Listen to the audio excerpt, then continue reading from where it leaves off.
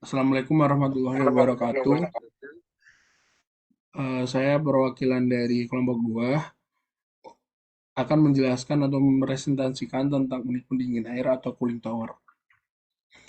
Untuk anggota kelompok 2 sendiri terdiri dari Fakhri Sultan Zufar Asarif, Muhammad Rafi Faisal, Muhammad Rafi Ismail Nasrullah, dan juga Feni Dwi Agustia. Dalam pembahasan presentasi pada kali ini, diantaranya ada penjelasan unit pendingin air, yang di dalamnya ada input dan outputnya, lalu ada penjelasan gambar PNI, lalu ada penjelasan tentang instrumen yang dibutuhkan dalam sistem dan juga fungsinya, lalu ada cara kerja sistem dan juga aplikasi pada dunia industri. Selanjutnya yaitu penjelasan unit pendingin air atau cooling tower. Untuk cooling tower sendiri merupakan suatu alat yang digunakan untuk menukarkan panas yang berfungsi untuk mendinginkan air melalui kontak langsung dengan udara yang mengakibatkan sebagian kecil airnya akan menguap. Cooling tower menggunakan penguapan di mana sebagian air diuapkan ke aliran udara yang bergerak dan kemudian dibuang ke atmosfer. Dari cooling tower sendiri terdiri dari beberapa tipe, salah satunya yaitu cooling tower tipe inducted draft, yaitu tipe yang memiliki sistem tertutup atau seperti gambar pada di samping ini. Pada tipe ini, eh, fan atau kipas pendinginnya berada di bagian atas sehingga udara hasil dari pertukaran panas dengan air di dalam cooling tower dihisap ke atas. Untuk input dari cooling tower ini yaitu air yang memiliki suhu atau temperatur tinggi. Nantinya, setelah melalui proses, output atau keluaran dari cooling tower yaitu berupa uap panas dan juga air yang memiliki suhu atau temperatur yang rendah.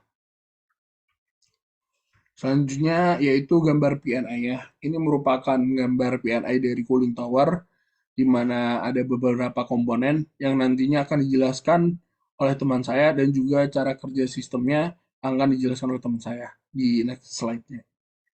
Oke, mungkin untuk penjelasan instrumen atau komponen-komponen yang ada pada cooling tower akan dijelaskan oleh teman saya. Silakan.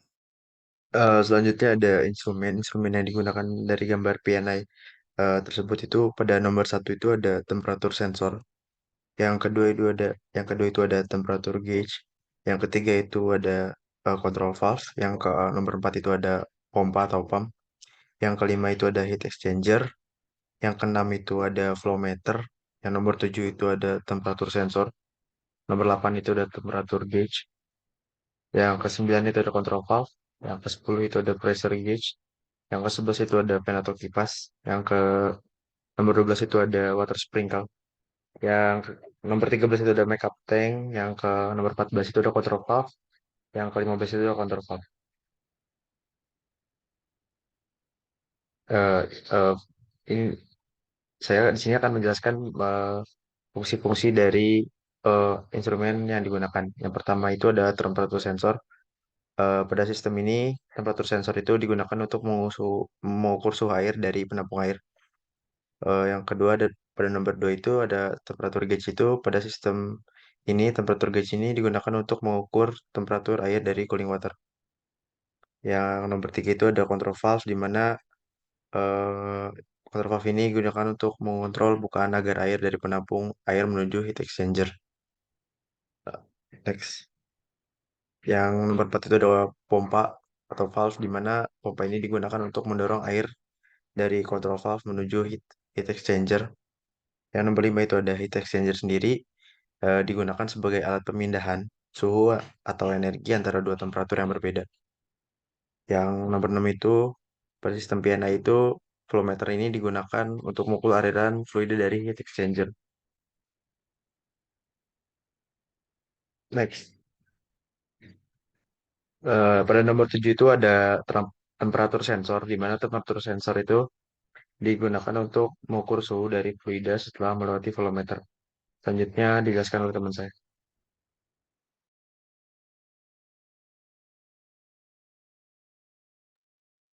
Selanjutnya pada instrumen nomor 8 ada temperatur gauge yang dimana digunakan untuk mengukur temperatur air dari heat exchanger. Lalu ada yang ke-9 ada control valve di mana counterflow digunakan sebagai membuka valve ketika aliran fluida yang panas sehingga fluida ke cooling tower ke bagian atas. Misalnya,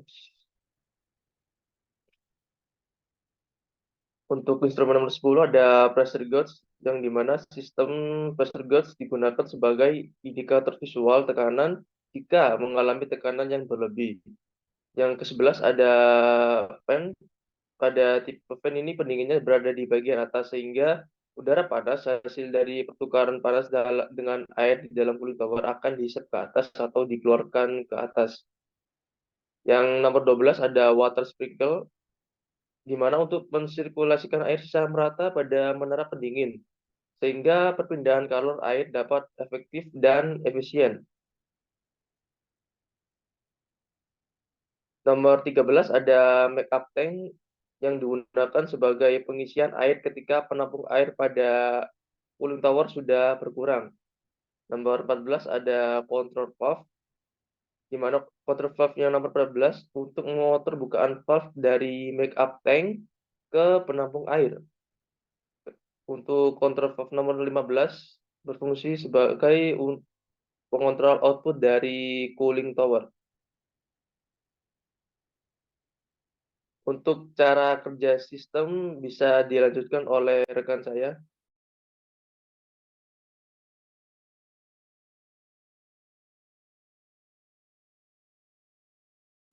Selanjutnya, cara kerja sistem pada cooling tower. Nah, dari heat exchanger akan diperoleh air yang memiliki suhu tinggi, di mana air tersebut akan dialirkan melalui bagian pipa ke cooling tower bagian atas. Kemudian laju aliran dari air akan diukur menggunakan flow meter, di mana yang diukur yaitu temperatur dan pressure. Menggunakan temperatur sensor, temperatur gas, dan pressure gauge. Kemudian untuk kontrolnya ini di sini digunakan untuk pressure gauge itu digunakan untuk menunjukkan tegangan tinggi, maka kontrol valve dapat diatur. Kemudian selanjutnya air yang telah melalui pengukuran tekanan dan suhu akan dipancarkan melalui water sprinkle atau pancuran air. Selanjutnya, setelah air keluar dari water sprinkle, suhu air akan turun dengan memanfaatkan udara di sekitar. Setelah itu, uap panas yang dihasilkan akan dialirkan keluar menggunakan kipas, di mana kipas tersebut berfungsi untuk menarik udara di lingkungan sekitar yang ada pada bagian bawah cooling tower untuk menuju ke bagian atas. Selanjutnya, uap air akan naik, di mana akan ditahan menggunakan suatu penyekat agar uap air tersebut mengalami kondensasi. Hasil dari cooling tower akan memiliki suhu rendah yang dimana akan ditampung pada water chamber. Kemudian selanjutnya fungsi temperatur sensor pada bagian water chamber digunakan untuk mengukur suhu air pada water chamber. Apakah suhu tersebut sesuai dengan yang diinginkan atau tidak? Selanjutnya akan dijelaskan oleh teman saya. Oke, baik. Untuk penempatan instrumen atau komponen-komponen yang ada pada cooling tower, yaitu yang pertama, yang di bagian bawah di sini, yaitu terdapat temperatur sensor, temperatur gauge, control valve, dan juga pump yang berfungsi untuk mengukur suhu atau temperatur yang ada pada pada water chamber, yang nantinya air ini akan dialirkan melalui pompa ke dalam heat exchanger yang ada di nomor 5 ini. Untuk heat exchanger sendiri ditempatkan di sini karena berfungsi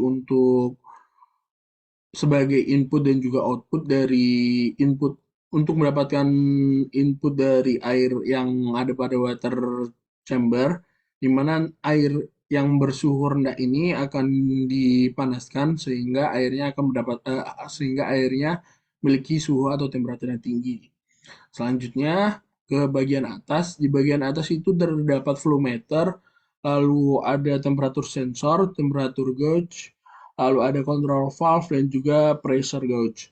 Nah, di komponen atau instrumen yang ada pada bagian atas ini berfungsi untuk mengatur dari laju atau flow-nya dari airnya, lalu untuk mengukur suhu keluaran dari water exchanger apakah sudah sesuai dan juga tekanan yang ada pada aliran air tersebut. Sehingga nantinya kalau dari suhu dan juga flow-nya sudah sesuai, akan dibuka, valve-nya akan dibuka dan pressure yang ada pada water tersebut akan diukur.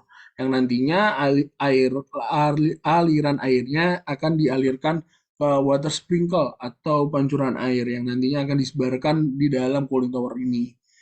Untuk setelah air disebarkan pada cooling tower, nantinya air akan berkondensasi atau didinginkan oleh udara sekitar yang nanti akan menghasilkan dua hal, yaitu uap panas yang akan dibuang ke atas oleh fan atau kipas yang berada pada bagian atas cooling tower, dan air yang terkondensasi atau air yang memiliki suhu atau temperatur rendah yang jatuh ke dalam water chamber lagi.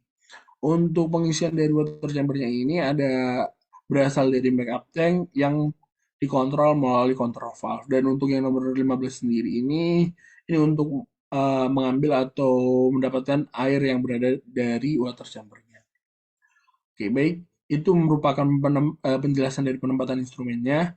Mungkin selanjutnya untuk aplikasi pada bidang industrinya akan dijelaskan oleh teman saya. Jadi untuk aplikasi pada dunia industri itu, untuk cooling water sendiri itu digunakan pada PLTU sama SAM. Next. Itu juga ada PLTU Pusri. Terus PT Tanjung Enim Lestari PULP.